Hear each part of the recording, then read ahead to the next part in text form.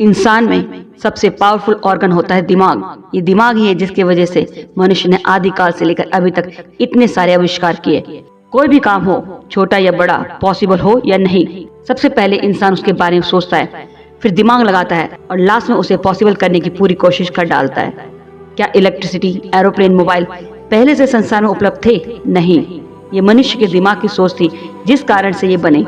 किसी किसी में ये मेंटल पावर बहुत ज्यादा होती है जो कि गॉड ग्रेस है, पर बाकियों का क्या?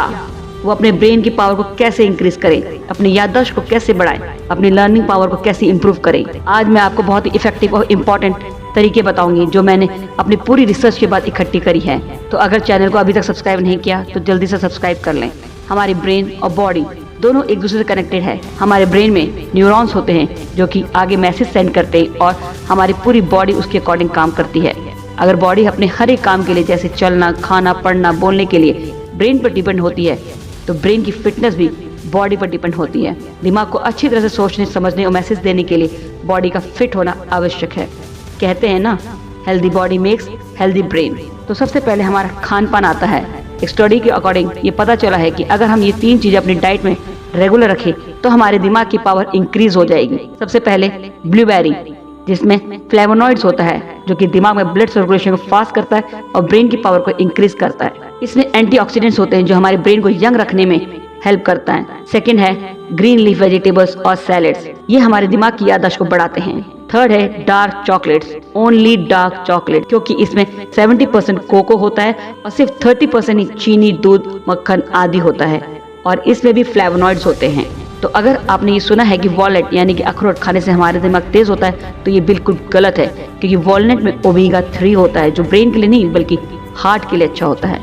अब वो फूड जो हमें अवॉइड करने चाहिए, जो हमारे हेल्थ के लिए हानिकारक है, जो फूड हमारे बॉडी के लिए हानिकारक है वो हमारे ब्रेन के लिए भी हानिकारक है।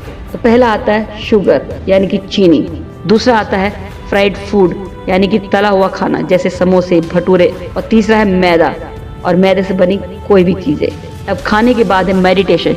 जिस तरह बॉडी को फिट रखने के लिए फिजिकल एक्टिविटीज जरूरी है, वैसे ही दिमाग को तेज और स्टेबल रखने के लिए मेडिटेशन जरूरी है। कपालभाति, अनुलोम विलोम, सूक्ष्म ध्यान करने से हमारा दिमाग शांत, तेज और पहले से ज्यादा एक्टिव हो जाता है। हमारे नए न्यूरॉन्स के साथ पुराने सुस्त न्यूरॉन्स भी अलर्ट हो जाते हैं, उनमें भी एनर्जी आ जाती है। इन सभी की वजह से हमारी मेमोरी पावर बढ़ जाती है। अब नेक्स्ट है राइट लेफ्ट एक्टिविटी। अब ये क्या होता है? ये तो आपको पता ही होगा कि जो लोग राइट हैंड का यूज करते हैं उनका लेफ्ट ब्रेन काम करता है और जो लेफ्ट हैंडेड होते हैं उनका राइट ब्रेन काम करता है। तो ऐसे में अगर आप दोनों हैंड को यूज करने की कोशिश करें ताकि आपके दोनों साइड के ब्रेन के पार्ट्स एक्टिव हो जाएं। जब दोनों साइड के पार्ट्स एक्टिव हो जाएंगे तो ऑब्वियसली मेमोरी पावर भी इंक्रीज हो जाएगी, जैसे ब्रश करना, कोम करना, टाइपिंग करना वगैरह वगैरह। अभी तक जो बातें मैंने आपको बताई वो सब रिसर्च के टाइम नोटिस किया गया है, लेकिन 100% ऐसा ही हो ये जरूरी नहीं। इन सब से ऊपर है आपकी अपनी डिजायर यानी कि आपकी अपनी इच्छा। अगर किसी काम को करने की आपकी डिजायर बहुत स्ट्रांग है तो उस काम को करने की क्षमता और रास्ता दोनों आप यकीनन ढूंढ लोगे। अगर सफलता 100% मेमोरी पावर पर डिपेंड होती तो सचिन तेंदुलकर, एल्बर्ट आइंस्टाइन, अभिषेक बच्चन, महेंद्र सिंह धोनी जैसे लोग कभी सक्सेसफुल नहीं होते। दिमाग को मजबूत तू कर ले, दिल में थोड़ा और जोश भर ले, दुनिया की बातों में वक्त जाया न कर, थोड़ा अपने आप में यकीन कर ले, अपनी ख्वाहिशों को ऊंचा उड़ने दे, हौसले को बांध मत उन्हें आसमान छूने दे। तो दोस्तों, एक सिंपल और सीधी सी बात, सुनो चाहे दुनिया की पर करो अपने दिल की, क्योंकि दिल की आवाज कभी गलत नहीं होती और अपने हौसलों से ज्यादा किसी की राय 100% सही नहीं होती। तो मिलते हैं ऐसी मोटिवेशनल वीडियो के साथ दोबारा, तब तक ले नमस्कार, धन्यवाद।